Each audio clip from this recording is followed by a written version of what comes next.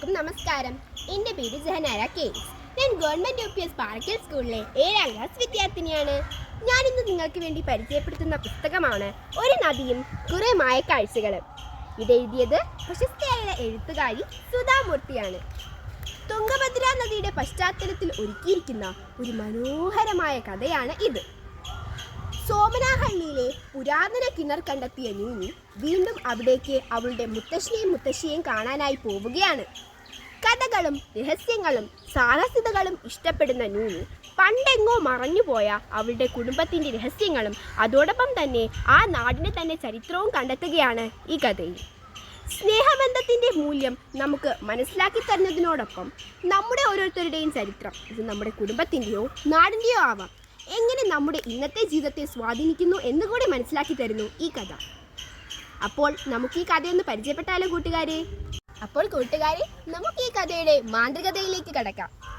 നൂനി എന്ന പെൺകുട്ടിയാണ് ഈ കഥയിലെ പ്രധാന കഥാപാത്രം. കോവിഡ് കാലമാണ് ഈ കഥയിലെ പശ്ചാത്തലം. കോവിഡ് കാലത്ത് നൂനിക്ക് ഒറ്റപ്പെടൽ അനുഭവപ്പെടുന്നു. അവളുടെ പിതാവ് ശേഖരന് ഒരു ദിവസം പോലും വീട്ടിൽ ചിലവഴിക്കാൻ സാധിച്ചില്ല. കാരണം അദ്ദേഹം ഡോക്ടറാണ്. അവളുടെ അമ്മ ഉഷയ്ക്ക് ഒരു ദിവസം ഇടവിട്ട് ജോലിക്ക് പോകേണ്ടിയും വന്നു. അങ്ങനെ ഇരുന്നപ്പോഴാണ് അവൾക്ക് ഏറ്റവും പ്രിയപ്പെട്ട അവളുടെ ശിശിരകാല അവധി വന്നെത്തിയത്. അവൾക്കൊരു പദ്ധതിയുണ്ട്, പക്ഷേ അച്ഛനും അമ്മയും സമ്മതിച്ചാൽ മാത്രമേ അത് നടക്കുകയുള്ളൂ. അവൾക്ക് അവധിക്കാലം പങ്കിടുവാനായി അവളുടെ മുത്തശ്ശിയുടെയും സ്ഥലമായ സോമനാഹള്ളിയിലേക്ക് പോകണമെന്നുണ്ട്.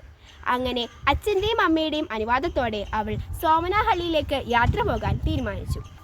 പിറ്റേ ദിവസം കാർ ഡ്രൈവറായ മഹാദേവനാണ് അവളെ സോമനാഹള്ളിയിലേക്ക് കൊണ്ടുപോകാനായി വന്നത്. സോമനാഹള്ളിയിലേക്ക് അവൾ എത്തിയപ്പോൾ അവൾ ഞെട്ടിപ്പോയി. ചുറ്റും നിശബ്ദത. കളിക്കുന്ന കുട്ടികളില്ല, സൊറ പറഞ്ഞിരിക്കുന്ന വയസ്സന്മാരുടെ കൂട്ടങ്ങളില്ല. കടകളെല്ലാം പാതി അടഞ്ഞിരിക്കുന്നു. കോവിഡ് എന്ന മഹാമാരി സോമനാഹള്ളി എന്ന ഈ ചെറിയ ഗ്രാമത്തിൽ പോലും ഉണ്ടാക്കിയ ആഘാതത്തെക്കുറിച്ചോർത്ത് നൂനി ചകിതയായിപ്പോയി. പക്ഷേ അവൾ അവളുടെ മുത്തശ്ശൻ്റെയും വീട്ടിലെത്തിയപ്പോൾ അവൾക്ക് വളരെയധികം സന്തോഷമായി. അവളെ സ്വീകരിക്കാനായി മുത്തശ്ശിയും കാത്തിരിപ്പുണ്ടായിരുന്നു. അവൾക്ക് വേണ്ടി സമൃദ്ധമായ ഒരു സദ്യയും അവർ ഒരുക്കിയിരുന്നു. പിന്നെയാണ് നൂനി അറിഞ്ഞത് അവർ ബാല്യപ്പൂരിയിലേക്ക് നാളെ പുറപ്പെടുകയാണെന്ന്. മുത്തശ്ശിയുടെ കസിനായ ഗോപാൽ റാവുവിൻ്റെ സഹസ്രപൂർണ്ണ ചന്ദ്രദർശനത്തിനും യശോദാകൃഷ്ണ രഥോത്സവവും ആഘോഷിക്കുവാൻ വേണ്ടിയാണ് അവർ പോകുന്നത്. 1000 പൂർണ്ണചന്ദ്രന്മാരെ ഒരാൾക്ക് കാണാൻ സാധിച്ചാൽ അതാണ് സഹസ്രപൂർണ്ണ ചന്ദ്രദർശനം. അതായത് 1000 പൂർണ്ണചന്ദ്രന്മാരെ ഒരാൾക്ക് കാണാൻ സാധിക്കണമെങ്കിൽ 73 വർഷവും 3 മാസവും വേണം. അതായത് സഹസ്രപൂർണ്ണ ചന്ദ്രദർശനം എന്നത് 73ാം വയസ്സിൽ ആഘോഷിക്കുന്ന ഒരു ആഘോഷമാണ്. നമ്മുടെ ഈ സപ്തതി, നവതി, ഷഷ്ടിപൂർത്തി അതുപോലുള്ള ചില ആഘോഷങ്ങളിലൊന്ന്. കർണാടകയിലാണ് ഇത് പ്രധാനമായും ആഘോഷിക്കുന്നത്. പിറ്റേ ദിവസം ബലേപുരയിലെത്തിയ നൂനിക്ക് ധാരാളം കൂട്ടുകാരെ ലഭിക്കുന്നു. അവരെല്ലാം നൂനിയെപ്പോലെ കൗതുകമുള്ളവരും സാഹസിക യാത്രകൾ ഇഷ്ടപ്പെടുന്നവരുമായിരുന്നു. അവരിൽ നിന്ന് നൂനിക്ക് വിക്രം എന്ന ഒരു നല്ല സുഹൃത്തിനെ ലഭിച്ചു. അവനോടൊപ്പം നൂനിയും മഹാദേവനും കൂടി ഗംഗാമൂലയിലേക്ക് യാത്ര തിരിച്ചു. ഗംഗാമൂലയാണ് തുംഗഭദ്രയുടെ ഉത്ഭവസ്ഥാനം. ഒരു ചെറിയ അരുവിയായാണ് തുംഗഭദ്ര ഉത്ഭവിക്കുന്നത്.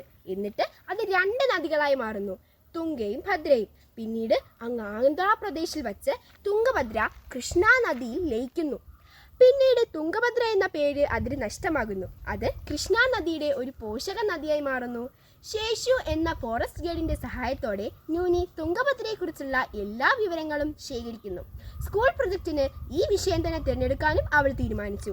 അങ്ങനെ വളരെ സന്തോഷത്തോടെ ഗോപാൽ റാവുവിൻ്റെ സഹസ്രപൂർണ്ണ ചന്ദ്രദർശനം ആഡംബരമായി നടന്നു. സഹസ്രപൂർണ്ണ ചന്ദ്രദർശനത്തിന് ശേഷം വരാനിരിക്കുന്ന ഒരു വലിയ ഉത്സവമാണ് യശോദാകൃഷ്ണ രഥോത്സവം. ഇത് ഒരു വളരെ മനോഹരമായൊരു ഉത്സവമാണ്. യശോദയുടെയും കൃഷ്ണൻ്റെയും പ്രതിമകൾ ഒരു തേരിൽ വലിച്ചുകൊണ്ട് നാട് മുഴുവൻ എഴുന്നള്ളിക്കുന്നു. ഇതിന് 2 ദിവസം ശേഷമാണ് വേറൊരു വലിയ ഉത്സവം നടക്കുക. അപ്പോൾ യശോദാകൃഷ്ണ രഥോത്സവത്തിന് അഹമ്മദ് എന്ന പ്രമാണിയെ ക്ഷണിക്കുവാനായി മുത്തശ്ശനും നൂനിയും അവളുടെ കൂട്ടുകാരും കൂടി തുംഗഭദ്രയ്ക്ക് അപ്പുറത്തുള്ള ഒരു വലിയ വീട്ടിലേക്ക് യാത്ര തിരിച്ചു. തുംഗഭദ്രയുടെ അപ്പുറത്താണ് അഹമ്മദ് എന്ന പ്രമാണിയുടെ വീട്. അതിനാൽ അവർക്ക് തുംഗഭദ്രയിലൂടെ ഒരു തോണിയിൽ യാത്ര ചെയ്യേണ്ടി വന്നു. അത് വളരെ മനോഹരമായ ഒരു അനുഭവമായിരുന്നു. നൂനിക്ക് ചെറിയ പേടിയൊക്കെ ഉണ്ടായിരുന്നു. എങ്കിലും അത് അവൾക്ക് നദിയുടെ മഹത്വത്തെക്കുറിച്ച് വളരെയധികം മനസ്സിലാക്കി കൊടുത്ത ഒരു യാത്ര തന്നെയായിരുന്നു. അഹമ്മദിനെ കണ്ട് യശോദാകൃഷ്ണ രഥോത്സവത്തിന് ക്ഷണിച്ചു. എന്നിട്ട് അവർ അവിടെ നിന്നിറങ്ങി. പക്ഷേ നൂനിക്ക് കൗതുകമായി. എന്തുകൊണ്ടായിരിക്കും അഹമ്മദ് അങ്കിളിനെ യശോദാകൃഷ്ണ രഥോത്സവത്തിന് ക്ഷണിച്ചത്? അവൾ ഈ സംശയം മുത്തശ്ശനോട് ചോദിച്ചു. മുത്തശ്ശന് മറുപടി ഒന്നുമില്ലായിരുന്നു. അതെല്ലാം ആചാരമാണ്, അതിനെ നീ ചോദ്യം ചെയ്തു ന്യൂനി. ഇതായിരുന്നു മുത്തശ്ശന്റെ മറുപടി. പക്ഷെ ന്യൂനിക്ക് തൃപ്തിയായില്ല. അവൾ നേരെ ചെന്ന് ക്ഷേത്രപൂജാരിയായ ശ്രീനിവാസ ഭട്ടയുടെ സഹായം തേടി. ശ്രീനിവാസ ഭട്ട അവളെ ആ വില്ലേജിലെ അക്കൗണ്ടന്റായ ഷീലയെ പരിചയപ്പെടുത്തി. ഷീല ചരിത്ര സൂക്ഷിപ്പുകാരനായ മാരപ്പയെ കണ്ടെത്തി ന്യൂനിയെ അദ്ദേഹത്തിൻ്റെ അടുത്തേക്ക് എത്തിച്ചു. ന്യൂനി എന്തുകൊണ്ടാണ് അഹമ്മദ് അങ്കിളിനെ യശോദാകൃഷ്ണ രഥോത്സവത്തിന് ക്ഷണിക്കുന്നത് എന്ന് മാരപ്പയോട് ചോദിച്ചു. മാരപ്പ അവളുടെ കുടുംബമായ ദേശായി കുടുംബത്തിൻ്റെ സമസ്ത രഹസ്യങ്ങളും ചരിത്രങ്ങളും അവൾക്ക് വിവരിച്ചു കൊടുത്തു. അവൾ അതെല്ലാം മനസ്സിലാക്കി മുത്തശ്ശനോടും മുത്തശ്ശിയോടും ചെന്ന് പറഞ്ഞു. മുത്തശ്ശനും മുത്തശ്ശിക്കും വളരെയധികം സന്തോഷമായി. അവർ ന്യൂനിയെക്കുറിച്ചോർത്ത് ഒരുപാട് അഭിമാനിച്ചു.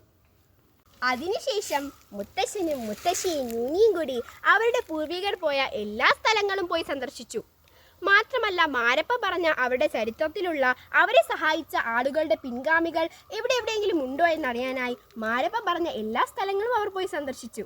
അതിനുശേഷം ഷീലയും ന്യൂനിയും മുത്തശ്ശനും മുത്തശ്ശിയും അവളുടെ കൂട്ടുകാരും കൂടി തുംഗഭദ്ര സമൃദ്ധമായി ഒഴുകുന്ന ഹംപിയിലൂടെ യാത്ര നടത്തി. അവിടുത്തെ ചരിത്ര വസ്തുക്കളെല്ലാം കണ്ട് അവർ തിരിച്ച് അവരുടെ വീട്ടിലേക്ക് സോമനാഹള്ളിയിലേക്ക് മടങ്ങി. അപ്പോൾ ഇതാണ് കഥ. എല്ലാവർക്കും കഥ ഇഷ്ടപ്പെട്ടോ? എന്തായിരിക്കും ആ ചരിത്രം? എന്തായിരിക്കും ന്യൂനിയുടെ കുടുംബത്തിൻ്റെ ആ ചരിത്രം? നിങ്ങളെല്ലാവരും അറിയാൻ തയ്യാറല്ലേ? പോയി ആ പുസ്തകം വായിച്ചു നോക്കൂ. വളരെ മനോഹരമായൊരു പുസ്തകമാണിത്.